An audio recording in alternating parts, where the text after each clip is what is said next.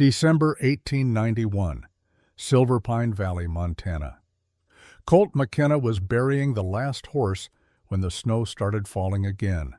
Not the soft kind that drifted lazy through the pines. The other kind. The kind that came down like judgment, heavy and cold and without mercy. The mare had been 23 years old. Too old for the work he'd asked of her, but she'd done it anyway because that's what good horses do. They carry your weight until they can't anymore, and then they lie down quiet and wait for the end. Colt knew the feeling. He stood over the grave, hat in his hands, watching the snow cover the fresh-turned earth. The shovel leaned against a fence post that needed replacing. Everything here needed replacing. The barn sagged on its north side. The corral fence had 3 rails missing. The cabin where he slept looked like a strong wind might take it apart, board by board, and scatter the pieces across Montana. 8 years ago, this place had been something. 47 horses, a barn with a straight roof, a woman who smiled when he came through the door at night. Now he had $32, a shovel, and a name the town whispered when they thought he couldn't hear. The Ghost. Not because he was quiet, though he was. Not because he kept to himself, though he did. They called him the Ghost because they thought he'd died 8 years ago and just hadn't had the decency to lie down yet. Maybe they were right. Colt put his hat back on. His hands were numb from the cold, but he didn't feel it anymore. He didn't feel much of anything anymore. That was the thing about dying on the inside. After a while, the outside stopped mattering. He walked back to the cabin, boots crunching through snow that came up past his ankles. The door stuck when he pushed it. Everything stuck in winter. He shouldered it open and stepped into the dark. 1 room, 1 chair, 1 plate, 1 cup, 1 fork. A stove that worked half the time. A bed he rarely slept in because sleeping meant dreaming, and dreaming meant Eleanor. He lit the lamp. The flame caught, sputtered, held. Yellow light spilled across the floor, showing every crack in the boards, every stain, every year of neglect. On the wall, a single photograph. Eleanor on their wedding day, her hand on his arm. Her smile bright enough to light up the whole territory. He'd taken this cabin apart 100 times in his mind, burned it to the ground in his imagination, but he'd never touched that photograph. It was the only proof he had that he'd been alive once. Colt poured whiskey into the cup. Not good whiskey. The kind that burned going down and left you feeling worse than before, which was the point. He sat in the chair and stared at the wall. This was the routine. Had been for 8 years. Work until dark, come home. Drink until the edges blurred. Sleep if he could, wake up and do it again. A man could live a long time like this. Not well, but long. Outside, the wind picked up. It came through the gaps in the walls, cold fingers reaching for him. He didn't move. Just sat there with the cup in his hands, listening to the wind howl, listening to the cabin creak, listening to all the sounds of a world that kept turning whether you were part of it or not. Then he heard it. A knock, soft, hesitant, like whoever was out there wasn't sure they should be. Colt didn't move. People didn't come here, not anymore. He'd made sure of that. Made himself so unpleasant, so silent, so thoroughly uninterested in human company that folks had learned to leave him alone. Another knock, harder this time. He set the cup down, stood, crossed to the door and pulled it open, ready to tell whoever it was to get lost. A child stood on his porch. A girl, maybe 7 years old. Thin as a rail, no coat, just a cotton dress that had frozen stiff. No shoes. Her feet were bare and bleeding, red against white snow. Her hair hung in her face, dark with ice. She was shaking so hard her teeth chattered. Colt stared at her. She stared back. Her eyes were old. That was the first thing he noticed. 7 years old, and her eyes looked like they'd seen 70 years of hard living. The kind of eyes you got when the world had taught you that hope was dangerous and safety was a lie. He knew those eyes. He'd seen them in the mirror. "Mister," she said. Her voice was small but steady. "My mama needs help." Colt's jaw tightened. He looked past her, into the dark. No one else. Just this freezing child on his porch, bleeding into his snow. "Where's your paw?" he asked. His voice came out rough. He hadn't used it much today. Hadn't used it much in 8 years. The girl flinched. Just a little. Just enough. "He's the problem," she said. Colt's hands curled into fists. He knew what that flinch meant. Knew what those bleeding feet meant. Knew what it took to send a 7-year-old girl running through a Montana winter with no shoes and no coat. Desperation. He should send her away, should tell her to go to the sheriff, go to the church, go anywhere but here. He wasn't equipped for this. Wasn't equipped for anything except shoveling dirt and drinking bad whiskey and waiting for the years to pass. But he looked at her feet again, at the blood, at the way she stood there shaking, waiting for him to decide if she was worth helping, and he heard Eleanor's voice, clear as day, like she was standing right behind him. "Promise me you'll live, Colt. Not just survive. Live." He'd made that promise 8 years ago, holding her hand while she died. He'd broken it every day since. "How far?" he asked. The girl's eyes widened. Hope flickered there, dangerous and bright. 3 miles, maybe 4.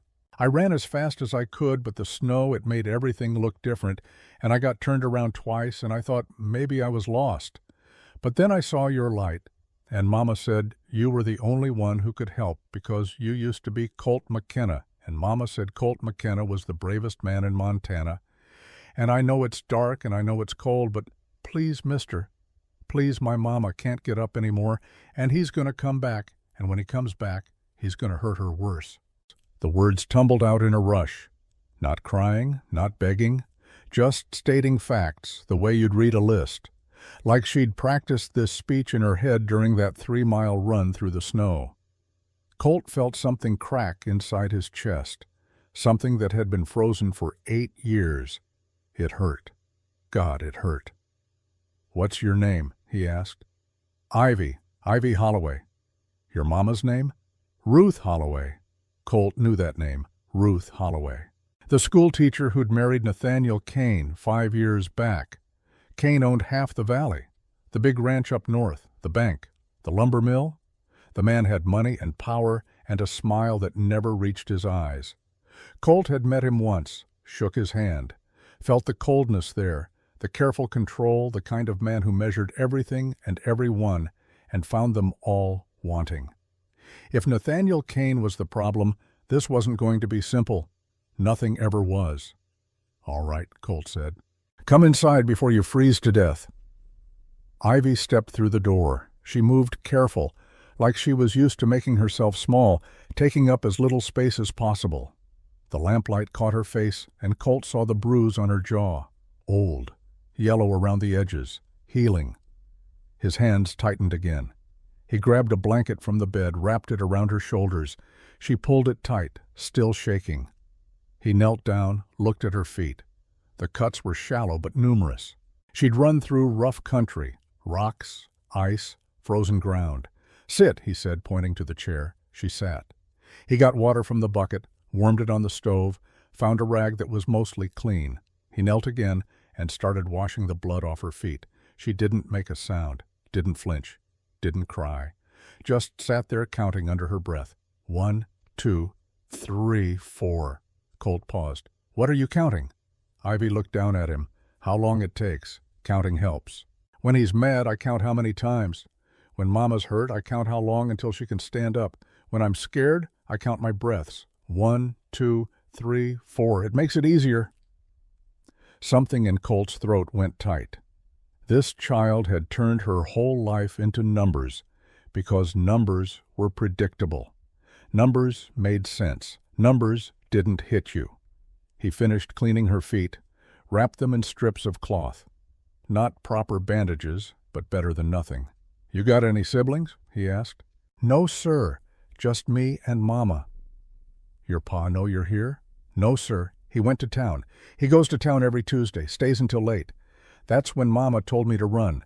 She said if I was going to do it, had to be tonight, because he'd be drunk when he came back, And when he's drunk, it's worse.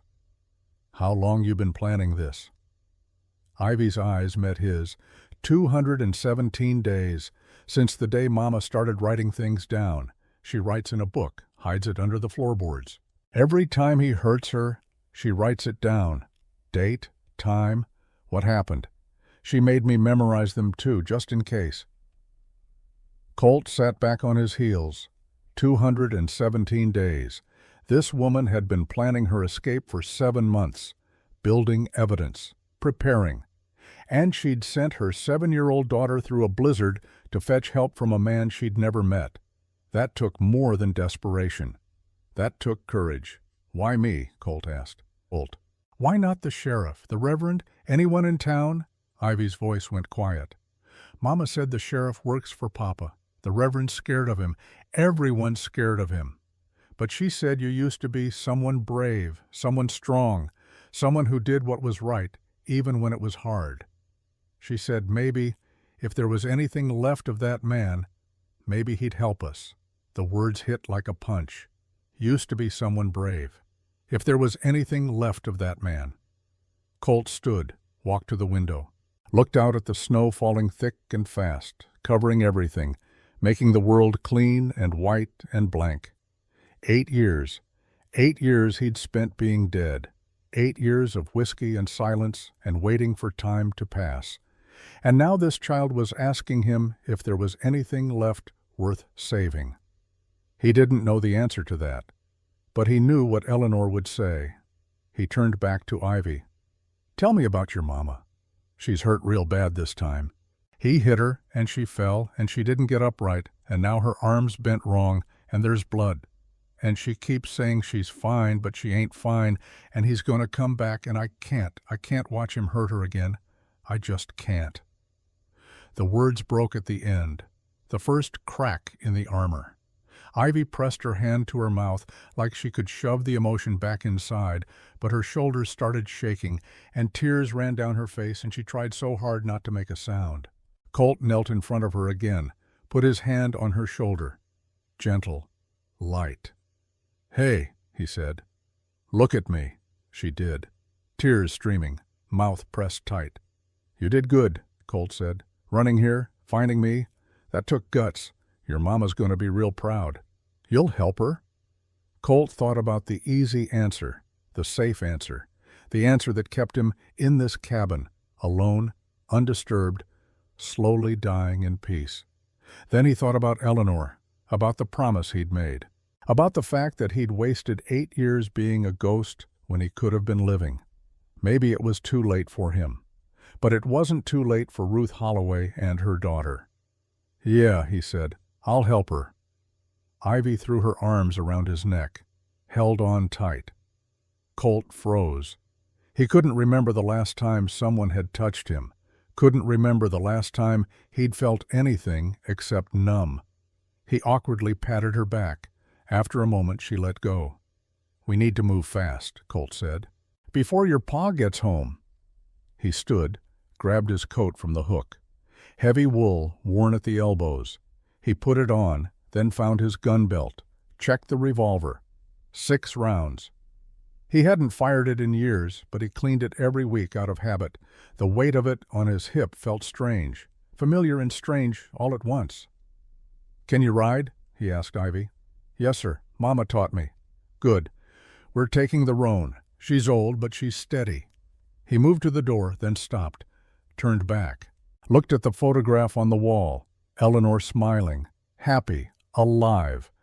I'm trying, Ellie, he thought. I don't know if it's enough, but I'm trying. He opened the door. The wind hit them like a fist.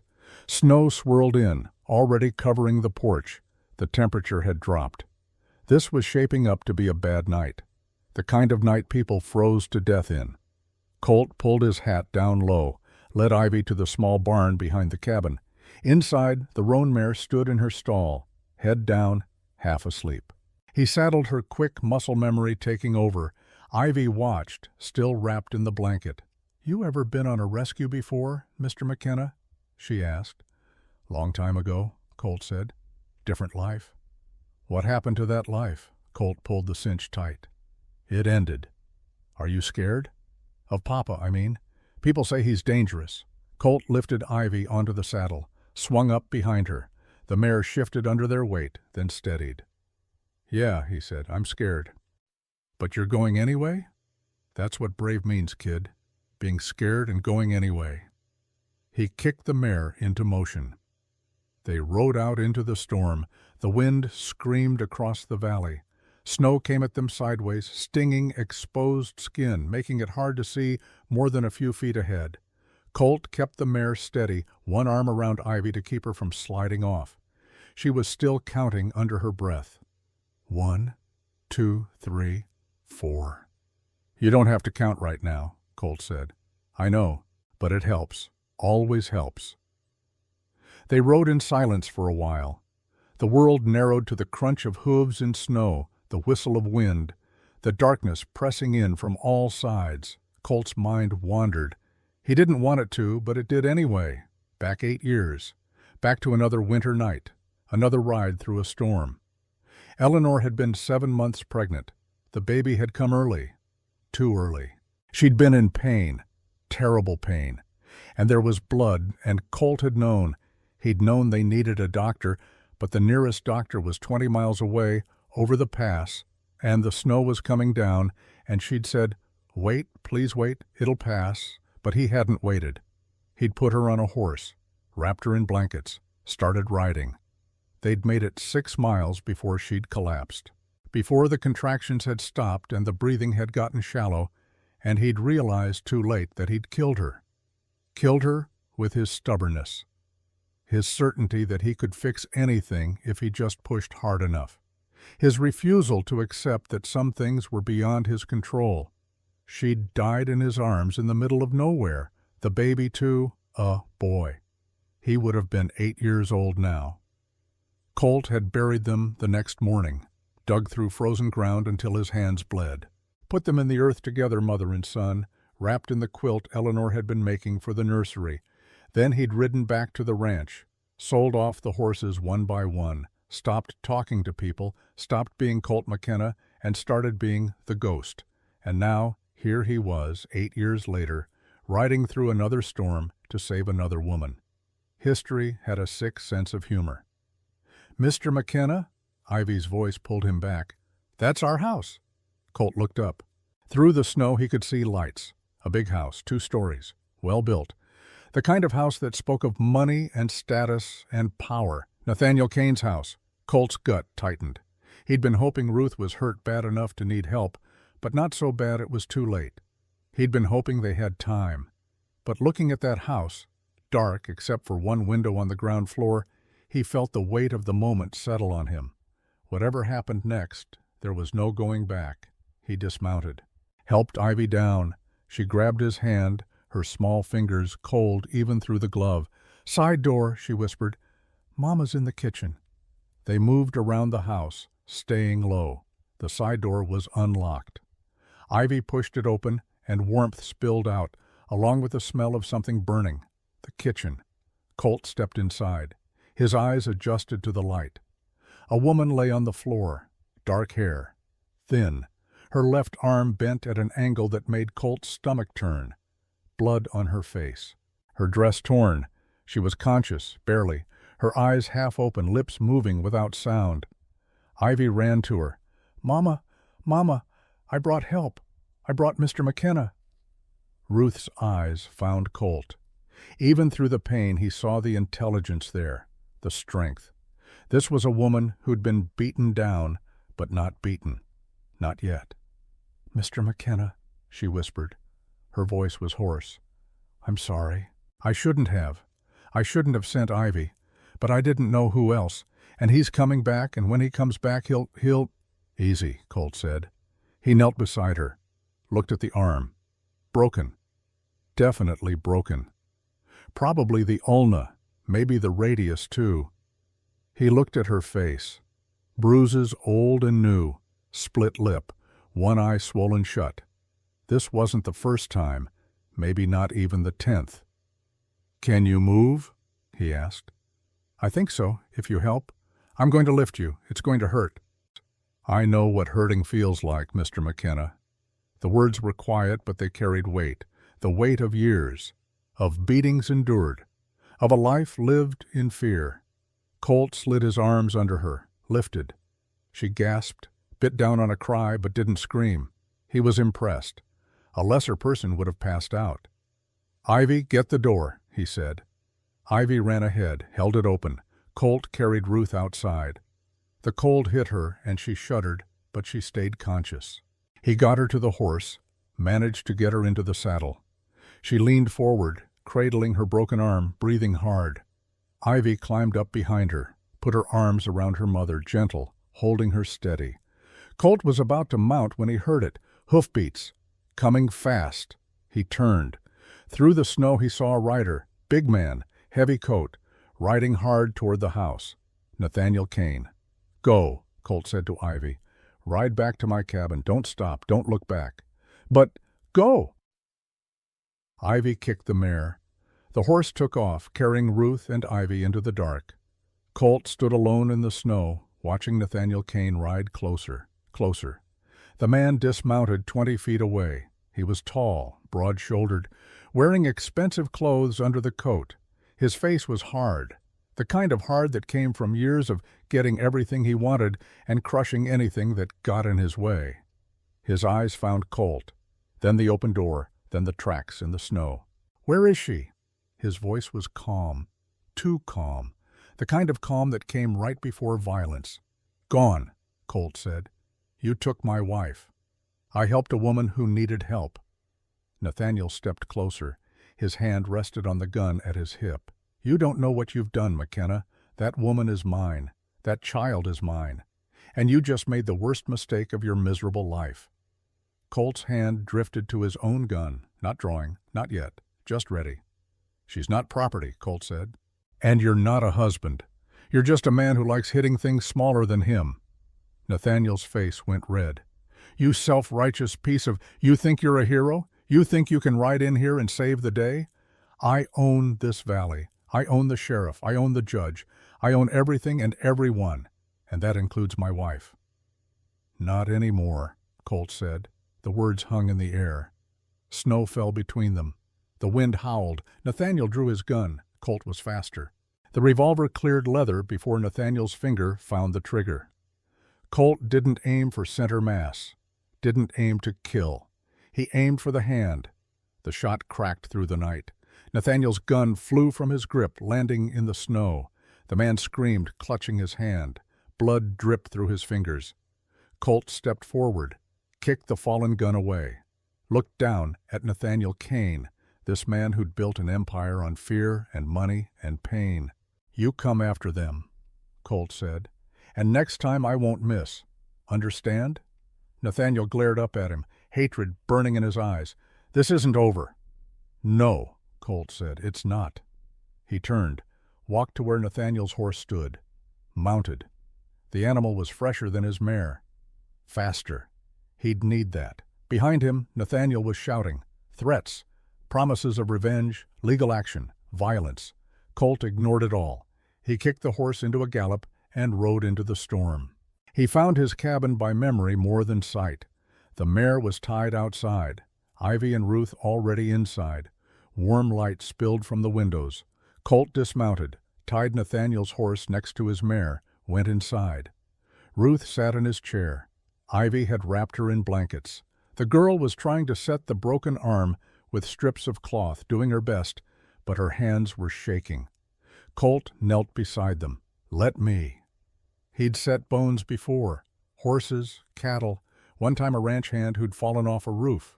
Never a woman's arm, but the principle was the same. He looked at Ruth. "This is going to hurt worse than anything you've ever felt." "I've felt a lot, Mr. McKenna." "I know, but I need you to know what's coming." She nodded, bit down on a strip of leather Ivy offered. Colt took her arm, found the brake, counted to 3 in his head, pulled. Ruth screamed into the leather. Her whole body went rigid. Ivy grabbed her good hand, holding tight, tears running down the girl's face. Colt felt the bones slide back into place. Set them, wrapped the arm tight with splints made from broken chair legs and more cloth. When it was done, Ruth sagged back. Her face was white. Sweat beaded on her forehead despite the cold, but her eyes, when they found his, were clear. "Thank you," she whispered. Colt stood, moved to the window, looked out at the dark. Nathaniel would be coming. Not tonight, maybe not tomorrow, but soon. And when he came, he wouldn't come alone.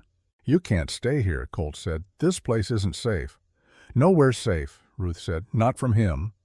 "Then we make it safe," she laughed. No humor in it, just exhaustion and pain and the bitter knowledge of someone who'd learned the hard way that fairy tales didn't come true. "How?" she asked. "He owns everything. The law, the town, everything." Colt turned to face her. This woman who'd been beaten and broken but hadn't given up. This woman who'd sent her daughter into a blizzard because she refused to die quietly. "Then we take it back," he said. Ruth stared at him. "You don't know what you're saying. Maybe not. But I know what I'm doing. And what I'm doing is making sure you and your daughter don't spend another day being afraid." "Why?" The question was soft, genuine. "Why would you do this? You don't know us. You don't owe us anything." Colt looked at the photograph on the wall, Eleanor smiling. The life he'd lost, the 8 years he'd wasted. "Because someone asked me if there was anything left of the man I used to be," he said. "And I'd like to find out." Outside, the storm raged on. Inside, 3 people sat in the lamplight. A broken man, a battered woman, a counting child. Tomorrow would bring trouble. Nathaniel would come with lawyers and guns and all the power money could buy. But tonight, they were safe. Tonight they were together. They were. And for the first time in 8 years, Colt McKenna felt something other than numb. He felt alive. Dawn came cold and gray. Colt hadn't slept. He'd spent the night in the chair by the window, gun across his lap, watching the road, waiting for Nathaniel Kane to come back with reinforcements. He didn't come. That worried Colt more than if he had. Men like Nathaniel didn't give up. They regrouped. They planned. They came back harder and meaner and with the full weight of the law behind them because men like that always found a way to make the law work for them. Ruth had finally fallen asleep around 3 in the morning. Exhaustion had taken her under, despite the pain. She lay on Colt's bed now, her broken arm splinted and still, her breathing shallow but steady. Ivy curled up beside her, one small hand resting on her mother's shoulder. Even in sleep the girl was counting. Her lips moved silently. 1, 2, 3, 4. Colt stood. His back ached from sitting all night. He was getting too old for this. 35 felt like 50 after 8 years of slow dying. He put more wood in the stove, made coffee. The smell filled the small cabin, rich and bitter. It was the first pot he'd made for anyone other than himself in longer than he could remember. Outside, the storm had passed. Fresh snow covered everything, pristine and white and unmarked except for the tracks leading to his door. Those tracks told a story anyone could read. Woman and child fled here. Man followed. Man left on different horse. Nathaniel would use that. Would tell everyone Colt had stolen his horse, kidnapped his wife, corrupted his child. Would twist the truth until it looked like whatever he needed it to look like. Colt poured coffee, stood at the window, watched the sun come up over the mountains, pale and cold. Behind him, Ruth stirred. He heard her gasp, then the sharp intake of breath that meant she'd moved wrong, and the pain had found her. He turned.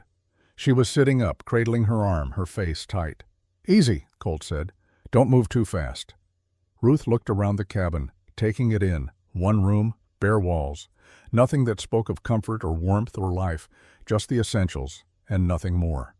Her eyes found the photograph on the wall, lingered there. "Your wife?" she asked. "Was? I'm sorry." Colt brought her coffee, set it on the table beside the bed. 8 years ago. Winter. She was pregnant. Didn't make it. Ruth picked up the cup with her good hand, sipped. Her eyes stayed on his face, reading him the way you'd read a difficult book, looking for the story between the lines. "That's why you live like this," she said. "One room, One chair. Nothing but her memory on the wall. Something like that. But you helped us anyway. Colt looked out the window again. The sun was higher now, painting the snow gold. Your daughter asked me if there was anything left of the man I used to be. Figured I should find out. And is there? He thought about that. About the way his hands had moved last night, setting Ruth's arm, drawing his gun, mounting a horse and riding into danger without hesitation. Things he hadn't done in 8 years. Things he thought he'd forgotten. Don't know yet, he said. Ivy sat up, rubbed her eyes. Saw her mother awake and threw her arms around her, careful of the broken arm. Mama, you're okay. You're really okay. Ruth held her daughter with her good arm, pressed her face into Ivy's hair. I'm okay, baby. Thanks to you. Thanks to Mr. McKenna. Ruth looked at Colt over Ivy's head. Yes, thanks to Mr. McKenna. The moment stretched. Colt felt uncomfortable under her gaze. He wasn't used to gratitude. Wasn't used to being looked at like he mattered. He cleared his throat. You both need to eat. Then we need to talk. He made breakfast. Cornmeal mush. Nothing fancy, but it was hot and filling. They ate in silence. Ruth struggled with one hand. Ivy helped her. The girl was good at helping. Too good. She'd learned young. When they finished, Colt sat across from them, put his hands flat on the table. Nathaniel's going to come after you, he said. Not today, maybe not tomorrow, but soon. And when he does, he's going to use every tool he's got. Money, lawyers, the sheriff. He'll make it legal. Make it look like you're the one in the wrong. Ruth's jaw tightened. I know. You got any proof? Anything we can use? Ruth looked at Ivy. The girl nodded, ran to the corner where they'd left the small bag she'd carried. She dug under the floorboards, pulled out something wrapped in cloth, a book. She brought it to the table, unwrapped it.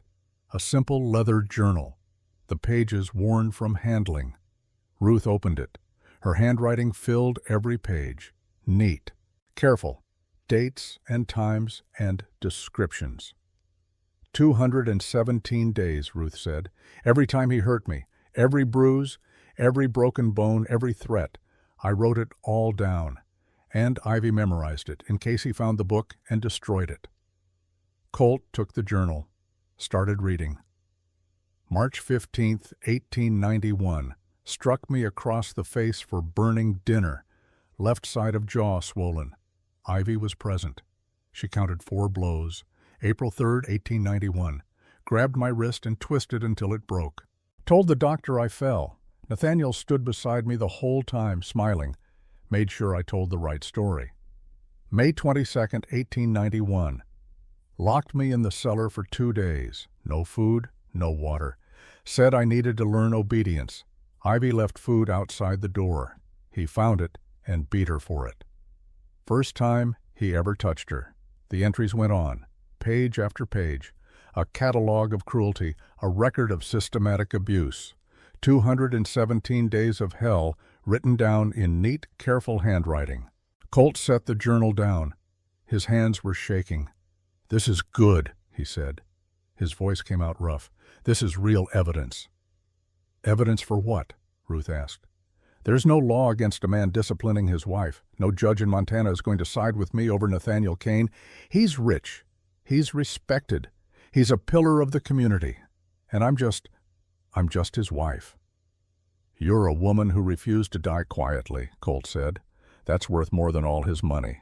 Ruth laughed. Bitter. Tired. You're an idealist, Mr. McKenna. No, I'm a realist. And the reality is this, you can't go back.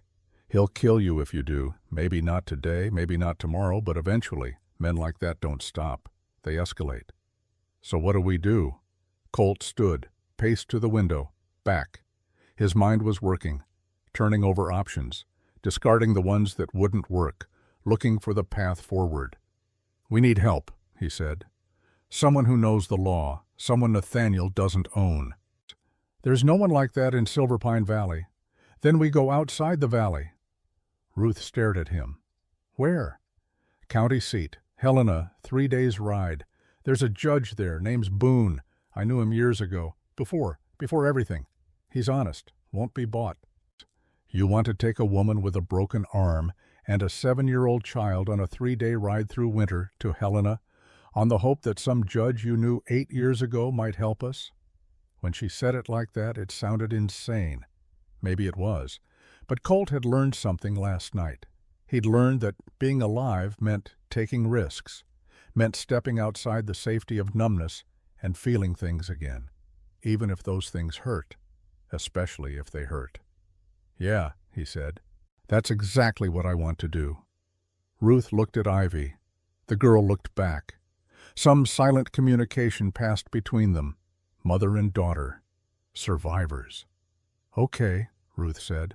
When do we leave? Tomorrow. Tonight we rest. I'll get supplies. Make sure the horses are ready. Come first light, we ride. What about Nathaniel? He'll track us. Let him try. I know these mountains. He doesn't. And I'm done hiding. The words surprised him as much as they surprised Ruth. Done hiding. Was that true? Was he really done being the ghost? He looked at Eleanor's photograph, thought about the promise he'd made. Promise me you'll live. Maybe it was time to keep that promise.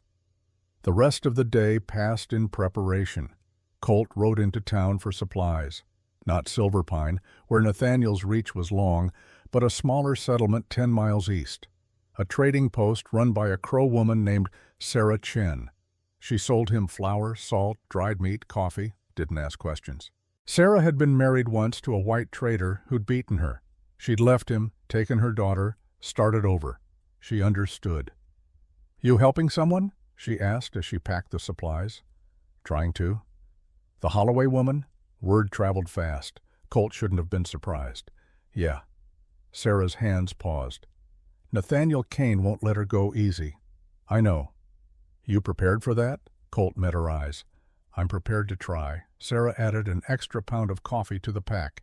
Didn't charge him for it. My daughter's 19 now. Happy, safe. Because someone helped me when I needed it most. You ever need anything, Colt McKenna, you come find me. Thank you. He rode back as the sun set. Orange light spilled across the snow. The mountains stood black against the sky, beautiful and cold and indifferent to human suffering. At the cabin he found Ruth teaching Ivy to write. They sat at the table, Ruth guiding her daughter's hand with her good one, forming letters. What are you writing? Colt asked. Ivy looked up. My name. Mama says I need to know how to write it, so when we go to court, I can sign the paper. What paper? Ruth's eyes met his. The testimony. Ivy's going to testify. Tell the judge everything she saw, everything she counted. Colt felt his chest tighten. She's 7 years old. I know. But she's the strongest person I've ever met, and her words matter. He looked at Ivy. This child who'd run 3 miles through a blizzard, who'd memorized 217 entries of abuse, who counted to survive. You sure about this? He asked her. Ivy set down the pencil, looked at him with those old, old eyes. Mr. McKenna, I've been watching Papa hurt Mama my whole life, counting the hits, counting the days, counting the times she cried when she thought I was asleep. I'm tired of counting. I want to talk instead. The words hit harder than any fist. Colt nodded. Okay, then we make sure someone listens. That night they slept in shifts. Colt took first watch, then Ruth, her broken arm making sleep impossible anyway, then Colt again before dawn. No one came. But at first light, as they were loading the horses, Colt saw something that made his blood run cold. Riders on the ridge, 3 of them, too far to identify, but close enough to be watching. Nathaniel's men. They weren't attacking, not yet, just watching, letting Colt know they were there, letting him know Nathaniel was planning something. We need to go, Colt said. Now! They mounted up. Ruth struggled with one arm, but she managed. Ivy sat behind her mother. Colt took the lead on Nathaniel's horse, now his. The mare followed, carrying supplies. They rode east, away from Silver Pine Valley, into the mountains. The first day was hard. Ruth was in pain, though she tried to hide it. Ivy was quiet. too quiet. The kind of quiet that came from fear. They made camp that night in a stand of pines. Colt built a small fire, not big enough to be seen from a distance, but enough for warmth. They ate dried meat and hard bread, barely spoke. Colt sat first watch. The stars came out, brilliant and cold. He could see his breath in the air. Ruth came and sat beside him, wrapped in a blanket. "Can't sleep?" he asked. "Arm hurts too much." He nodded. They sat in silence for a while. The fire crackled. Somewhere in the dark, an owl called. "Mr. McKenna," Ruth said. "Why are you really doing this?"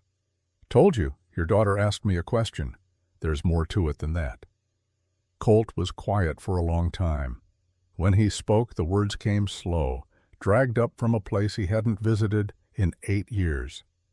"My wife died because I was stubborn," he said. "Because I thought I could fix everything myself. Because I didn't ask for help when I should have. She died in my arms in the middle of nowhere, and I never got to tell her I was sorry, never got to make it right. So you're making it right with us?" "I don't know." Ruth's hand found his, squeezed. Her fingers were warm despite the cold. "You saved my life," she said.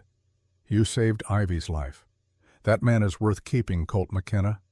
She'd used his first name, not Mr. McKenna, just Colt, like they were equals, like they were friends. It had been 8 years since anyone had called him by his first name. "Get some sleep," he said. "I'll wake you in a few hours." She went back to the fire, lay down beside Ivy. The girl immediately curled into her mother's side. Colt sat alone in the dark, keeping watch, thinking about Eleanor, thinking about Ruth, thinking about the strange way life circled back on itself, giving you second chances when you least expected them. The second day was worse. Ruth developed a fever. The broken arm was infected. Colt had feared this. He'd done his best, but he wasn't a doctor. Broken bones could go bad fast in the cold. They stopped early. Made camp by a frozen stream. Colt boiled water, made Ruth drink willow bark tea for the fever. It helped, but not enough. That night, he sat beside her while she shivered under every blanket they had. "We need to get you to a doctor," he said. "We're 2 days from Helena. Keep going." "Ruth?" "Keep going, Colt. I didn't come this far to turn back because I'm a little sick." A little sick. Her fever was 103 at least. Her arm was swelling. The infection was spreading. But her eyes were clear, determined. This woman had endured 217 days of abuse. A fever wasn't going to stop her. "Okay," Colt said, "but if you get worse, we're finding the nearest town with a doctor." "Deal." Ivy sat on the other side of her mother. The girl hadn't said much all day. Now she looked at Colt with something like fear. "Is Mama going to die?" she asked. The question cut through him like a knife. "No," he said.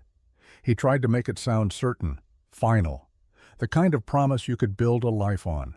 But he remembered making the same promise to himself 8 years ago, promising that Eleanor would be fine, that they'd make it to the doctor, that everything would work out. He'd been wrong then. "Mr. McKenna's right, baby," Ruth said. Her voice was weak but steady. "I'm not going anywhere. I've survived worse than a fever." Ivy nodded, didn't look convinced. Her lips pressed tight, holding back words too big for a 7-year-old to carry. Colt moved away from the fire, stood at the edge of camp, looked out into the darkness. He'd failed Eleanor. If he failed Ruth too, if this woman died because he'd dragged her and her daughter into the wilderness, he didn't think he'd survive it. Not mentally, not spiritually. He'd just be the ghost again. But this time, he'd deserve it. Behind him, Ruth called his name. Weak. Urgent. He turned. Ran back to the fire. She was sitting up, pointing into the dark. "Someone's coming," she said. Colt drew his gun. Moved to the edge of the firelight, listening. Hoofbeats. Multiple horses, coming fast. He cocked the hammer. "Ivy, get behind me." The girl scrambled to obey. Ruth tried to stand, couldn't, stayed sitting with a branch in her good hand, ready to fight if it came to that. The riders burst into the clearing. 3 men, rough-looking, guns drawn. Colt recognized one of them, Tom Sutter, a hired hand who'd worked for Nathaniel Kane last he'd heard. "That's far enough," Colt said. His gun didn't waver. Tom raised his hands. "Easy, McKenna. We're not here to fight." "Then why are you here?" "Nathaniel sent us. Said to bring Mrs. Kane back. Said you kidnapped her and the child. Said there's a warrant out for your arrest." "There's no warrant." "There will be by morning. Sheriff Dowd's signing it at first light." Of course he was. Nathaniel owned the sheriff, probably owned the paper it was written on. "Ruth Holloway came with me by choice," Colt said. "She's not going back."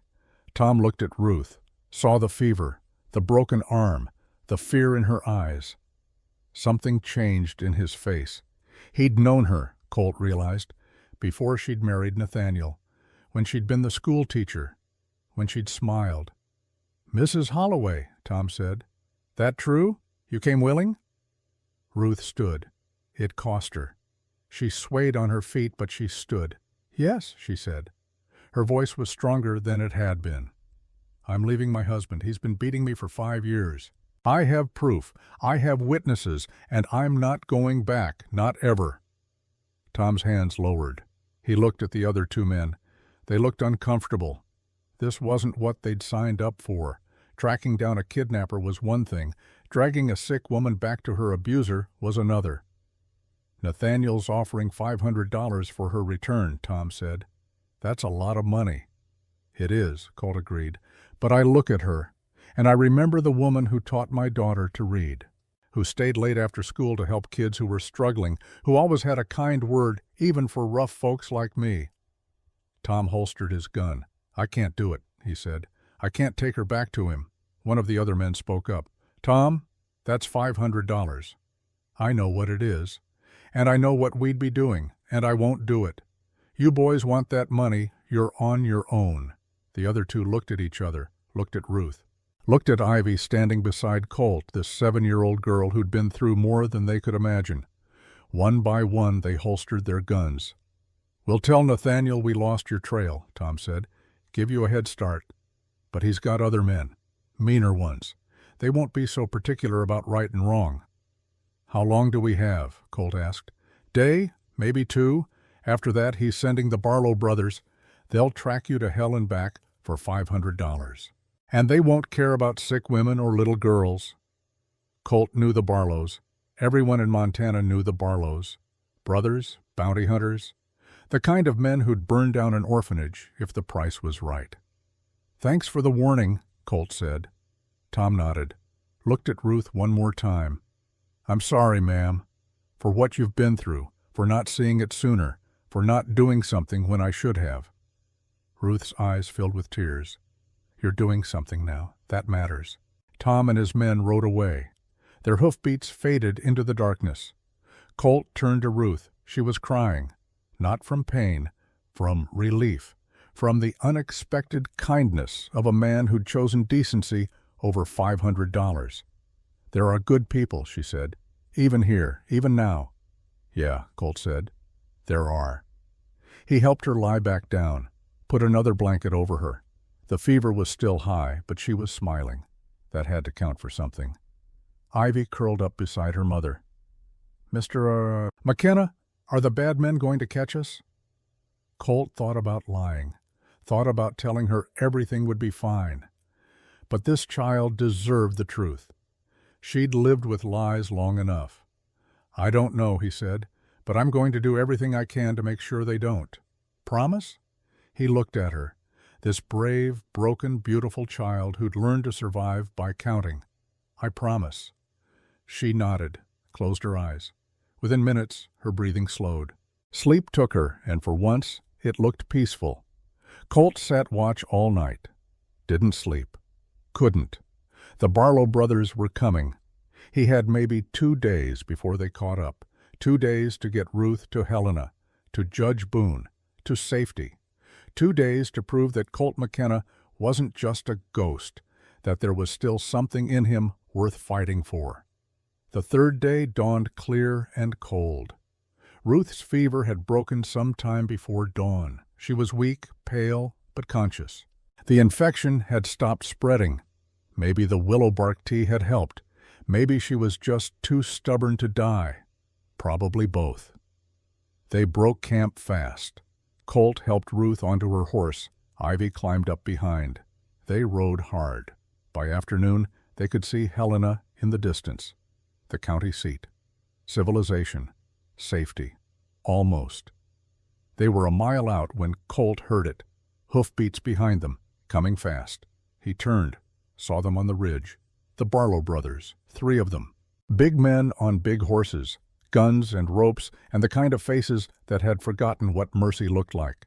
"Ride," Colt shouted. Ruth kicked her horse. The animal lunged forward. Ivy held on tight. Colt stayed behind, drew his gun, fired a shot over the Barlows' heads. Not to kill, to slow them down. It didn't work. They kept coming. He fired again. This time he aimed for the lead horse. Hated to do it. Hated to hurt an animal, but he had no choice. The horse went down. The rider rolled clear. Cursed. The other 2 kept coming. Colt holstered his gun, turned his horse, rode hard for Helena. The town appeared ahead. Buildings, streets, people. The courthouse rising above it all, white and solid and real. Ruth's horse stumbled. She nearly fell. Ivy screamed. Colt rode alongside, grabbed the reins, steadied them. "Almost there," he said. "Just hold on." They burst into Helena at full gallop. People scattered. Dogs barked. Someone shouted. Colt didn't stop until they reached the courthouse steps. He dismounted, helped Ruth down. She collapsed against him. He caught her, held her up. The Barlows rode into town 30 seconds later. They stopped when they saw the crowd forming, saw the sheriff's office across the street, saw that they'd lost the element of surprise. The lead Barlow, a man named Jack, with a scar across his face, pointed at Colt. "That man's wanted for kidnapping," he shouted. "There's a warrant from Silver Pine Valley." The Helena sheriff stepped out of his office.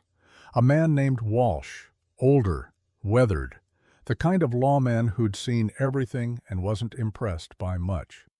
"That right?" Walsh asked Colt. "No, sir. This is Ruth Holloway. She left her husband because he was beating her. I helped. There's no kidnapping. Just a woman exercising her right to leave." "He's lying," Jack Barlow shouted. "Nathaniel Kane's offering $500 for her return." Walsh looked at Ruth, saw the broken arm, the fading bruises, the way she held on to Colt like he was the only solid thing in a world of quicksand. "Ma'am," Walsh said, "did this man kidnap you?" Ruth lifted her head, looked the sheriff in the eye.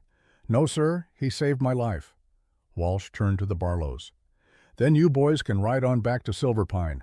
There's no warrant I recognize, and even if there was, lady says she came willing. That's good enough for me." Jack Barlow's hand drifted to his gun. Walsh's hand moved faster. "Don't even think about it, son. You're in my town now, my rules. And my rules say you holster that weapon and ride out, now." The Barlows stared at him. 3 against 1. They could take him. Could probably take the whole town if they wanted. But Walsh wasn't backing down. And the crowd was growing. People didn't like bounty hunters, didn't like men who chased sick women and little girls for money. Slowly, Jack Barlow backed his horse up. "This ain't over." "Yeah, it is," Walsh said. "Get out of my sight." The Barlows rode away, slow, reluctant, but they rode. Colt felt something in his chest release, a tension he'd been carrying for 3 days. They'd made it. Against all odds, they'd made it. Ruth sagged against him. "We did it," she whispered. "We actually did it." "Not yet," Colt said. "Still need to see the judge." Walsh came down the steps. "Judge Boone's inside. Got court in session right now, but I reckon he'll make time for this." He led them into the courthouse, up the stairs, down a hallway, to a door marked Chambers. He knocked. A voice called out, "Come in." They entered. Judge Boone sat behind a desk covered in papers. He was older than Colt remembered. White hair, lined face, but his eyes were sharp, missing nothing. He looked up, saw Colt. His eyebrows went up. "Colt McKenna," he said. I heard you were dead." "Not quite," Colt said. "Not anymore." Boone's eyes moved to Ruth, to Ivy, took in the broken arm, the exhaustion, the fear barely held in check. "What can I do for you?" he asked. Ruth stepped forward, pulled out the journal, set it on the desk. "Your Honor," she said, "I need your help. My name is Ruth Holloway. My husband has been beating me for 5 years. I have proof, I have witnesses, and I need you to help me stop him before he kills me." Boone opened the journal, started reading. His face went still, hard. He read for 10 minutes, didn't say a word, just read, page after page, entry after entry. When he finally looked up, there were tears in his eyes. "Mrs. Holloway," he said, "I lost my daughter 2 years ago. Her husband beat her to death. I didn't know, didn't see, and she died because I wasn't paying attention." He closed the journal, folded his hands on top of it. "I can't bring my daughter back," he said, "but I can help you, and I will, starting right now." Ruth's knees buckled. Colt caught her. She was crying. Great heaving sobs of relief, of hope, of the overwhelming realization that someone believed her. Ivy wrapped her arms around her mother, held tight, stopped counting. And Colt stood there watching this woman and this child finally find safety, and he felt something he hadn't felt in 8 years. He felt like maybe, just maybe, he'd kept his promise to Eleanor after all. Maybe he really was living again. Judge Boone scheduled the hearing for 2 weeks out. 2 weeks to gather witnesses. 2 weeks to build a case. 2 weeks for Ruth to heal. 2 weeks for Nathaniel Kane to prepare his counterattack. Colt found them a boarding house on the edge of Helena, nothing fancy. 2 rooms, clean beds. A landlady named Mrs. Patterson who asked no questions and charged fair prices. She took one look at Ruth's broken arm and Ivy's haunted eyes and said, "First week's free. Pay me when you're back on your feet." There were good people in the world. Colt was remembering that. The first few days passed in a blur. Ruth saw a doctor, Dr. Yates, a young man fresh from medical school back east. He examined her arm, reset it properly, gave her laudanum for the pain and willow bark for the infection. "You're lucky," he told her. "Another few days, and you'd have lost the arm, maybe your life." Ruth looked at Colt when the doctor said that. Her eyes held something Colt couldn't quite name. Gratitude, yes, but more than that, recognition, like she was seeing him clearly for the first time. "I had help," she said. Dr. Yates examined the journal too, made notes, documented each injury Ruth described, built a medical record that corroborated her testimony. "I'll testify," he said. "What was done to you, it wasn't discipline. It was torture. And I'll make sure Judge Boone knows it." Ivy spent those first days quiet. Too quiet. She'd stopped counting, which should have been good. But the silence worried Colt more than the numbers had. On the 3rd day, he found her sitting on the boarding house porch, just sitting, staring at nothing. He sat beside her, didn't speak, just sat.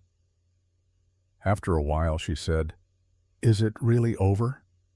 "The running part is. The rest we'll see. Papa's going to come, isn't he?" "Probably." "Are you scared?" Colt thought about lying. Thought about being the strong, fearless hero little girls were supposed to believe in, but Ivy deserved better than fairy tales. "Yeah," he said, "I'm scared." "Of Papa? Of failing you? And your mama? Of making promises I can't keep?" Ivy was quiet for a moment. Then she said, "You know what I'm scared of?" "What?" "That one day I'll wake up and this will all be a dream, that I'll be back in that house, and Papa will be downstairs, and Mama will be on the kitchen floor. And I'll be counting again, 1, 2, 3, 4, forever." Colt's throat went tight. He put his hand on her shoulder, small and thin under his palm. "That's not going to happen," he said. "You can't promise that." "No, but I can promise I'll do everything in my power to make sure it doesn't. That good enough?" Ivy looked up at him, studied his face. looking for lies, looking for doubt. She must not have found any because she leaned against his side. Just a little, just enough. "Yeah," she said, "that's good enough." They sat there until the sun went down, man and child, both scared, both hoping, both learning what it meant to trust again. On the fifth day, Nathaniel Kane arrived in Helena. Colt was at the general store buying supplies when he saw him, riding down Main Street like he owned it. 3 lawyers behind him, expensive suits, briefcases, the kind of legal firepower money could buy. Nathaniel saw Colt. Their eyes met across 50 feet of dusty street. Nathaniel smiled, cold, confident, the smile of a man who'd never lost and didn't plan to start now. Colt didn't smile back, just held his gaze, level, unflinching. After a moment, Nathaniel looked away, rode on to the hotel. The lawyers followed like well-dressed shadows. Colt finished his shopping, walked back to the boarding house. Ruth was sitting in the small parlor, reading to Ivy from a book Mrs. Patterson had lent them. She looked up when he entered. Read his face. "He's here," she said. Not a question. "Yeah." Ruth set the book down. Her hands were shaking. She pressed them flat on her lap, forced them still. "I knew he'd come, but knowing and seeing are different. You don't have to see him, not until the hearing. I'll have to see him then. I'll be there, so will Judge Boone, so will everyone who believes you." Ruth stood, walked to the window, looked out at the street like she could see through buildings and distance to where Nathaniel was staying. "He's going to say terrible things about me," she said, "about us, about you. He's going to make it seem like I'm the villain, like I abandoned him, like I'm an unfit mother, like you corrupted me. Let him talk. Truth's on our side." Ruth turned. Her eyes were fierce. Truth doesn't matter to men like Nathaniel. Power matters, money matters, and he has both. Judge Boone can't be bought. Every man can be bought. It's just a question of price.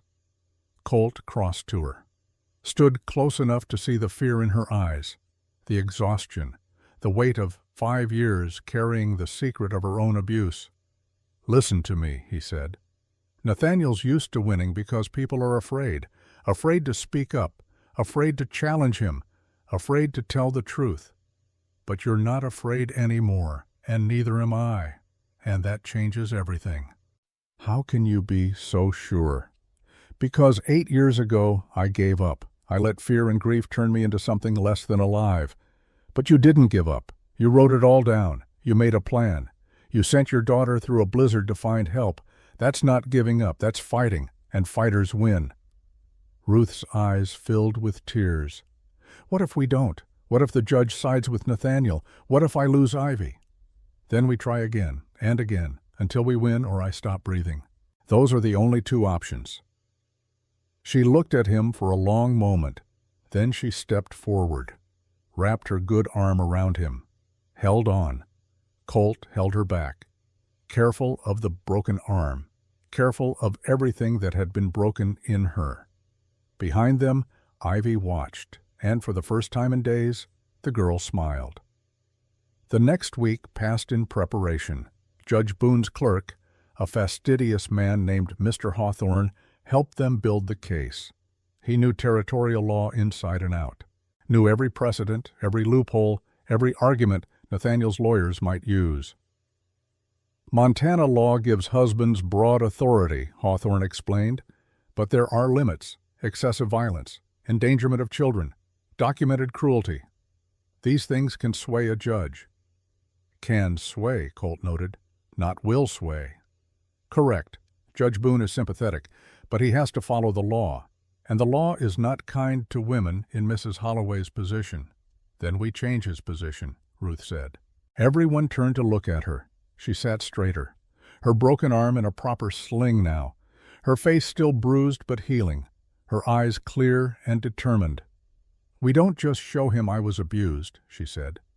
"We show him what kind of man Nathaniel really is. Behind the money and the reputation, we expose him completely." Hawthorne nodded slowly. "You'd need witnesses, People willing to testify against one of the richest men in Montana. Then we find them.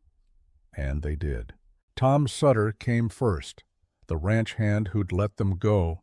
He testified that he'd seen Nathaniel strike Ruth 3 years ago, seen the bruises she tried to hide, heard her crying through the walls of the ranch house. "I'm ashamed I didn't speak up sooner," Tom said, "but I'm speaking now." Sarah Chen came next, the Crow woman from the trading post. She testified that Ruth had come to her store twice with injuries, once with a black eye, once with a split lip. She said she fell both times, Sarah said. "But I've seen women who fall, and I've seen women who've been hit. Mrs. Holloway was hit." Dr. Yates prepared his medical testimony, documented every healed fracture, every scar, every injury consistent with repeated trauma. Even Reverend Thomas from Silver Pine Valley came, reluctantly, ashamed. But he came. "Mrs. Kane, Mrs. Holloway, came to me for counsel a year ago," he said. "She told me her husband was violent, begged me to help. I told her to pray, to be a better wife, to submit." His voice broke. "I told her the wrong thing," he said, "and I've regretted it every day since. I'm telling the truth now. God forgive me. I should have told it sooner." Colt listened to each testimony as they practiced, watched Ruth grow stronger with every person who stood up for her, watched hope replace fear in her eyes. But he also knew Nathaniel was preparing too, could feel it, the calm before the storm. 3 days before the hearing, Nathaniel made his move. Colt was walking back from the courthouse when he was stopped by 2 men, not the Barlows, different men, wearing deputy badges from Silver Pine Valley. "Colt McKenna?" one of them said. "That's right. You're under arrest." Colt's hand moved toward his gun, stopped. He was in the middle of Helena, in daylight with witnesses watching. Drawing on deputies, even crooked ones, would end badly. "On what charge?" he asked. "Horse theft. Nathaniel Kane filed a complaint. Says you stole his horse 3 weeks back." Of course. The horse Colt had taken the night he rescued Ruth. Technically theft. Legally actionable. Nathaniel was smarter than Colt had given him credit for. "I can explain that." "Save it for the judge. You're coming with us." They put him in irons, walked him to the jail, locked him in a cell. The Helena Sheriff Walsh came by an hour later. He looked annoyed. "I know this is garbage, McKenna," Walsh said, "but my hands are tied. They've got paperwork, a warrant, it's all legal." "How long can they hold me?" "Until Judge Boone rules on it. Could be days, could be weeks." 3 days until the hearing. If Colt was in jail, he couldn't be there, couldn't testify, couldn't support Ruth. That was the plan. Nathaniel was isolating her, making her face this alone. "You need to tell Ruth," Colt said. "Tell her I'm okay. Tell her not to worry." Already sent word. She's coming here now. 20 minutes later, Ruth arrived. Walsh led her into the cell area. She looked at Colt through the bars, her face pale. "This is my fault," she said. "No, this is Nathaniel being clever." "What do we do?" "You go to that hearing. You testify. You tell the truth, just like we planned." "Without you?" "I'll be there in spirit, and the moment Judge Boone dismisses these charges, I'll be there in person." Ruth stepped closer to the bars, put her hand through. Colt took it. "I'm scared," she said. "I know." "What if I freeze up? What if I can't speak? What if I look at Nathaniel and all the words disappear?" Colt squeezed her hand. "Then you look at Ivy. You remember why you're doing this, and you speak anyway." Tears ran down her face. "I don't know if I'm strong enough." "You are. You're the strongest person I've ever met. You survived 5 years of hell. You wrote it all down. You made a plan. You executed it. You got yourself and your daughter to safety. That's not weakness, Ruth. That's strength I can't even imagine." She held his hand through the bars. Neither spoke, just held on. After a while she said, "When this is over, when we've won, what happens then?" "What do you mean?" "With us. With you. Do you go back to your cabin? Back to being the ghost?" Colt thought about that. About the man he'd been. About the man he was becoming. About Eleanor and promises and second chances. I don't know, he said honestly. I know I'm not the same man I was 3 weeks ago, but I don't know who I am yet. Still figuring that out.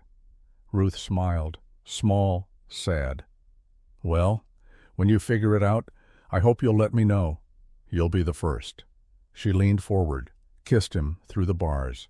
Quick, gentle, meaning more than words could say.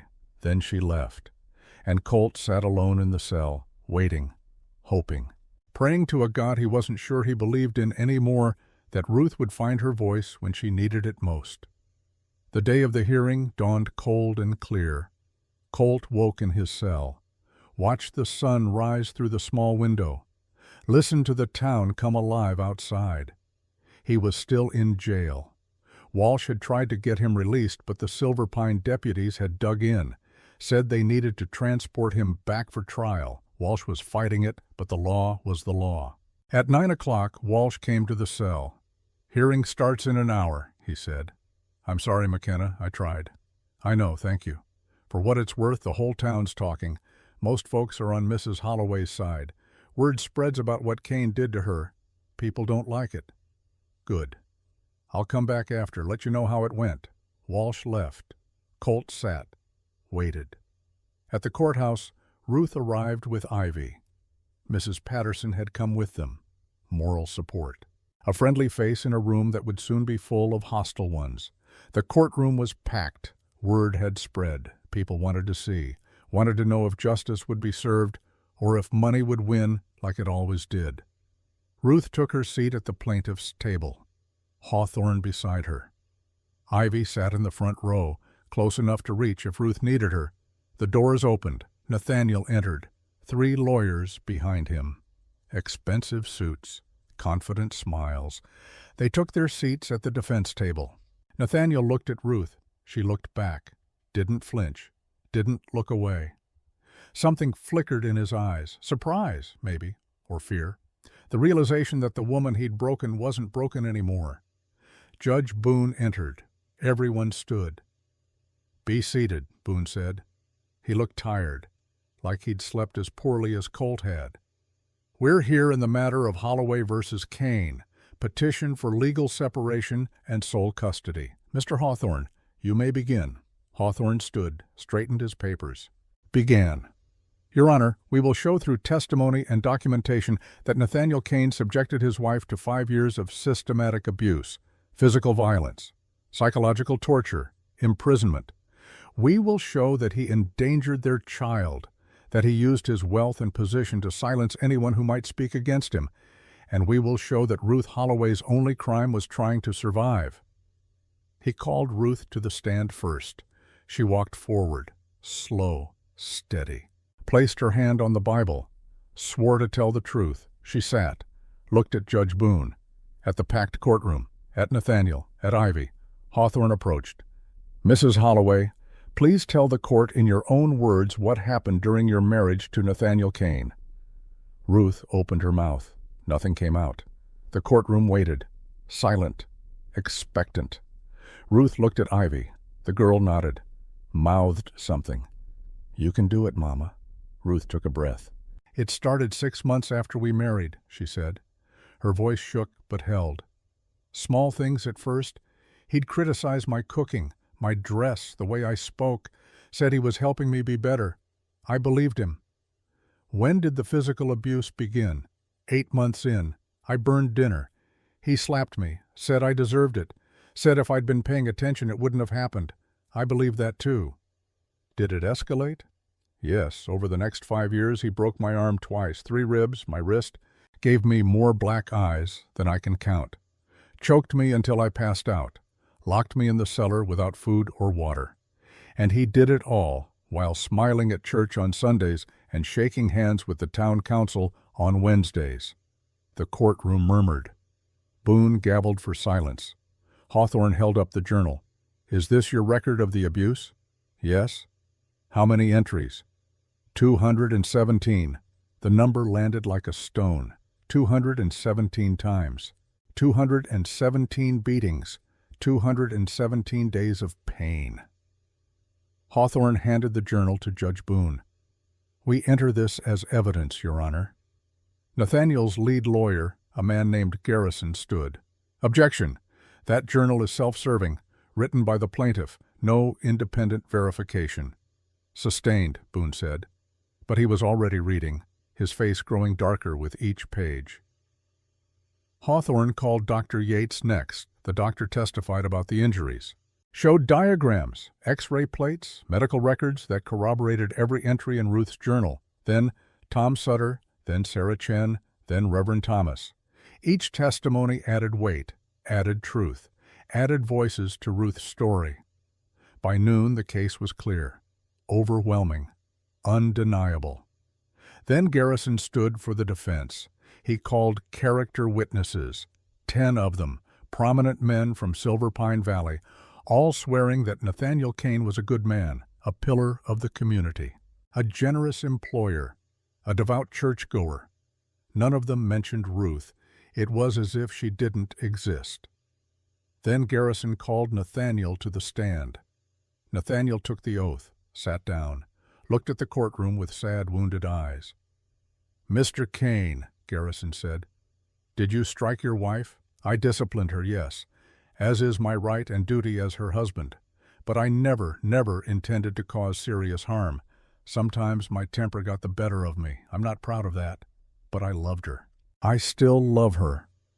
The lie was so smooth, so practiced, so believable. Ruth felt her heart sink. He was good at this, better than she'd feared. "And the journal?" Garrison asked. "The 217 entries?" "Exaggerations. My wife has always been, forgive me, prone to dramatics, to making mountains out of molehills. I'd correct her. She'd write it down as abuse. I'd raise my voice. She'd write it down as violence. She's not well, Your Honor, hasn't been for years. And I fear this man McKenna has taken advantage of her fragile state." "Objection." Hawthorne stood. "Your Honor, we have medical evidence, witnesses, a child who counted every blow." Garrison smiled. "Ah, yes, the child. We'd like to call Ivy Holloway to the stand." Ruth's blood went cold. "No, she's 7 years old. She's the plaintiff's primary witness," Garrison said. "If we're to believe her testimony, we must hear it directly." Judge Boone looked uncomfortable, but he nodded. "The child may testify." Ivy stood, walked to the front, so small, so young. The bailiff had to put a box under her feet so she could reach the witness chair. Ruth wanted to run to her, wanted to grab her, and run out of the courtroom and never look back. But she stayed seated, hands clenched in her lap, watching her daughter face the man who'd hurt her mother 217 times. Garrison approached, smiled, kindly, paternally. "Hello, Ivy," he said. "Do you know why you're here?" "Yes, sir." "You're here to tell the truth. Do you understand what that means?" "It means not lying." "Good. Now, Ivy, your mother says your father hit her. Did you see this happen?" "Yes, sir." "How many times?" 217 times. Murmurs in the courtroom. Garrison's smile slipped. "Just for a second. That's a very specific number. I counted every time." "You counted every time your father disciplined your mother?" "He didn't discipline her. He hurt her." "Children often misunderstand what they see. Perhaps your father was simply—" "I counted 14 blows on June 7th, Ivy interrupted. Her voice was clear, strong. "I was behind the stove. He hit Mama with his right hand, 4 times in the face, 3 times in the body, 2 times on the back when she tried to crawl away. Then he kicked her 5 times, 14 total. Mama's rib made a cracking sound on the 9th blow. I know because I counted." The courtroom went silent, absolutely silent. Garrison stared at the child, this 7-year-old girl who'd just recited violence like she was reciting multiplication tables. You counted the blows?" "I counted all of them. Would you like me to list them?" "I remember. March 15th, 4 blows. April 3rd, the day he broke Mama's wrist, 6 blows. May 22nd, the day he locked her in the cellar, no blows, but she was down there for 48 hours, and I left food and he found it. And then he hit me for the first time, 2 blows, and I started counting those too." Garrison backed up. He looked at Judge Boone, at the jury box, though there was no jury, At Nathaniel. Nathaniel was white as a sheet, staring at his daughter like he'd never seen her before. "No further questions," Garrison whispered. Hawthorne stood. "Your Honor, I'd like to redirect." "Proceed." Hawthorne approached Ivy gently. "Ivy, why did you count?" "Because I couldn't make him stop. I was too small. But I could count. And if I counted, I could remember. And if I remembered, I could tell someone. Someday." "And you told Mr. McKenna?" "Yes, sir. I ran to his house, 3 miles. My feet were bleeding, but I didn't stop because Mama said he was the only one brave enough to help us." "One more question, Ivy. Do you want to go back to your father's house?" Ivy looked at Nathaniel, this man who'd raised her, fed her, clothed her, and taught her to count suffering like other children counted sheep. "No, sir," she said. "I never want to see him again." The courtroom erupted. Voices raised, people shouting, Judge Boone's gavel cracking like gunfire. "Order! Order in this court!" Slowly the room quieted. Boone looked at the lawyers, at Ruth, at Ivy, at Nathaniel. "I'm going to recess for 1 hour," he said, "to review the evidence and testimony. We'll reconvene at 2 o'clock for my ruling." He stood, left. The courtroom slowly emptied. Ruth ran to Ivy, pulled her into her arms, held her so tight the girl gasped. "You were so brave," Ruth whispered. "So brave." "Did I do good, Mama?" "You did perfect." They sat together, waiting, hoping, praying. At 2 o'clock, Judge Boone returned. Everyone stood, sat. The room was more crowded now. Word had spread. This was the moment. "I've reviewed all testimony and evidence," Boone said. "I've considered the arguments presented by both sides, and I've prayed for guidance because the decision I'm about to make will affect lives in ways I cannot fully predict." He paused, looked at Ruth. "Mrs. Holloway, approach." Ruth stood, walked forward, stood before the bench. "In my 40 years on the bench," Boone said, "I've seen a lot of cruelty, a lot of suffering. But I have never in all those years seen a more damning record of systematic abuse than what you've presented here today. Your journal, your daughter's testimony, the medical evidence, the witnesses, together they paint a picture of a woman who endured hell and somehow found the strength to escape it." He turned to Nathaniel. "Mr. Kane, you are a wealthy man, a powerful man, but wealth and power do not grant you the right to brutalize another human being. You have violated every vow you took when you married this woman. You have traumatized your own child, and you have hidden behind respectability while committing acts of shocking violence." Nathaniel started to speak. Boone cut him off. "I'm not finished. Under Montana territorial law, I cannot grant Mrs. Holloway a divorce. That power rests with the territorial legislature, but I can and do grant her a legal separation, full and permanent. Furthermore, I grant her sole custody of Ivy Holloway. You are ordered to stay no less than 5 miles away from your wife and daughter at all times. Violation of this order will result in your immediate arrest and imprisonment." Ruth's knees went weak. She grabbed the table for support. "Additionally," Boone continued, "I am ordering you to pay Mrs. Holloway $500 in damages. And I am referring this matter to the territorial prosecutor for potential criminal charges of assault and battery." The courtroom exploded. Cheers and applause. People standing. Nathaniel sat frozen. His lawyers whispered urgently, but there was nothing they could do. The ruling was made. Boone gavelled for order.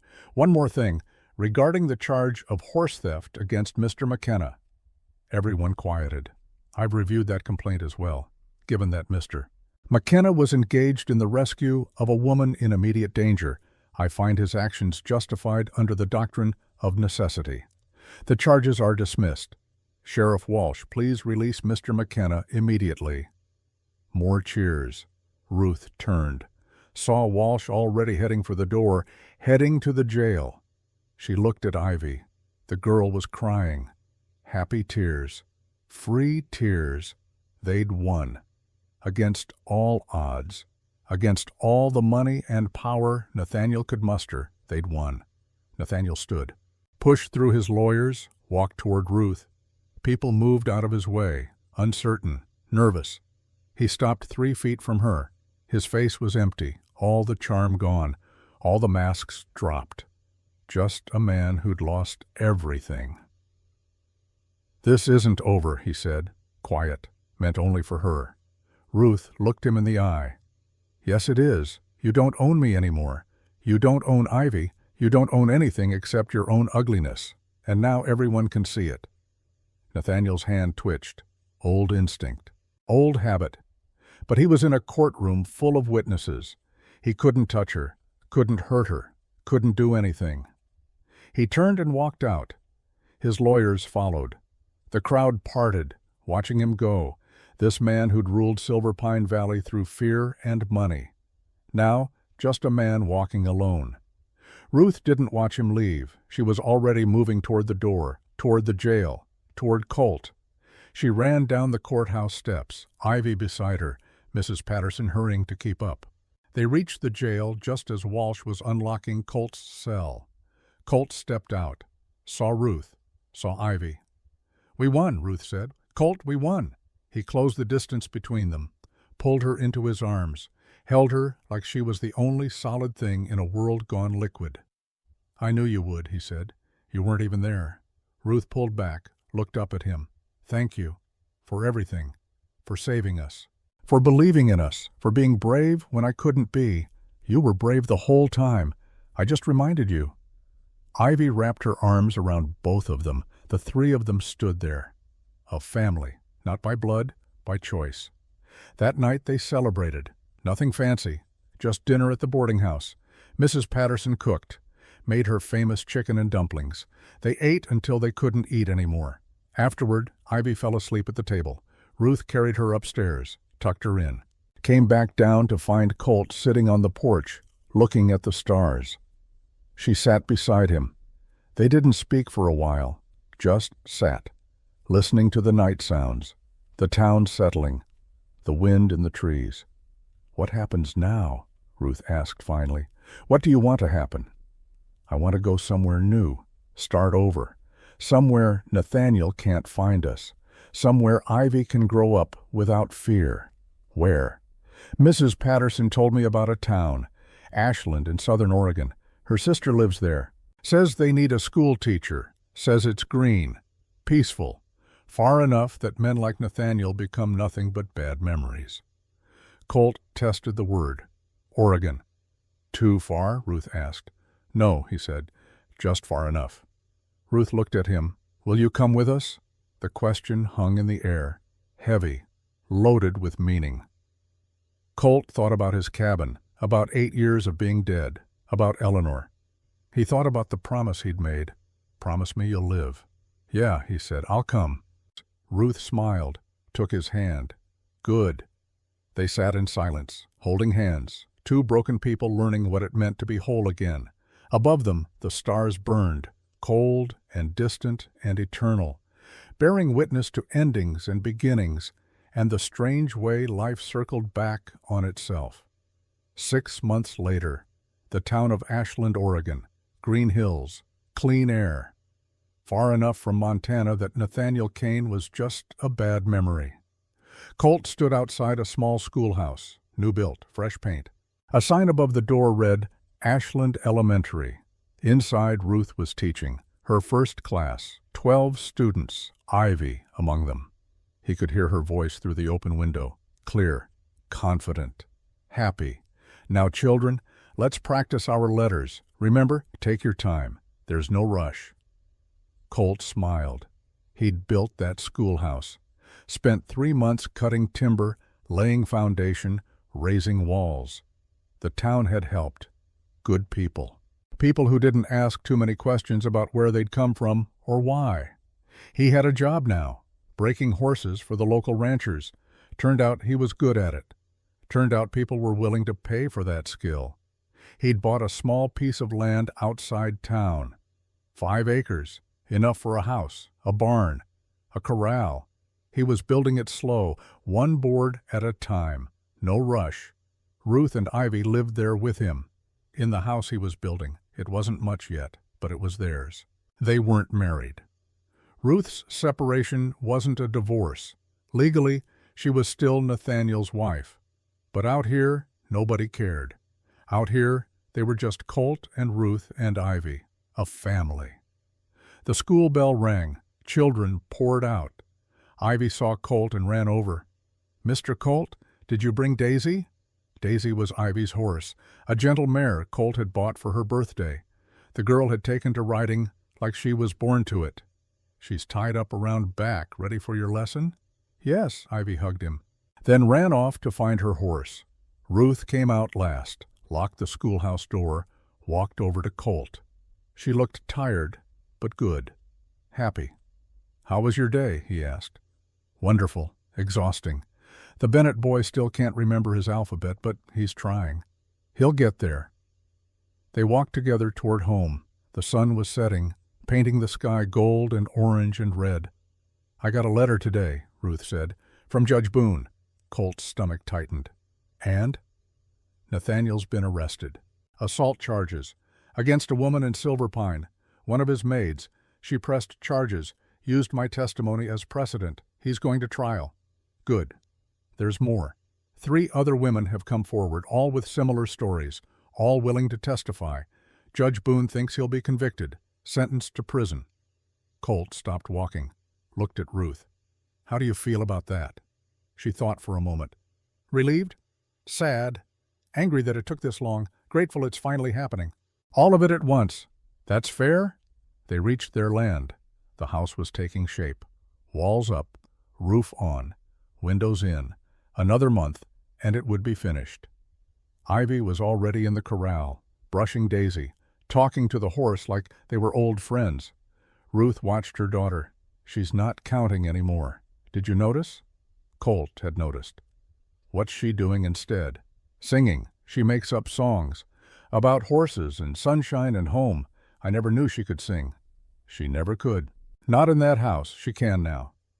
Ruth leaned against him. He put his arm around her. "Do you ever think about going back?" she asked. "To Montana, to your cabin?" "Sometimes. Not to stay, just to visit." "Visit what?" "Eleanor's grave. I haven't been there since the day I buried her. Keep meaning to go, keep finding reasons not to." Ruth was quiet. Then she said, "We could go together, if you wanted. Pay our respects. Say goodbye properly." Colt looked down at her. This woman who'd survived hell and come out the other side, who understood grief and loss and the complicated way you carried both.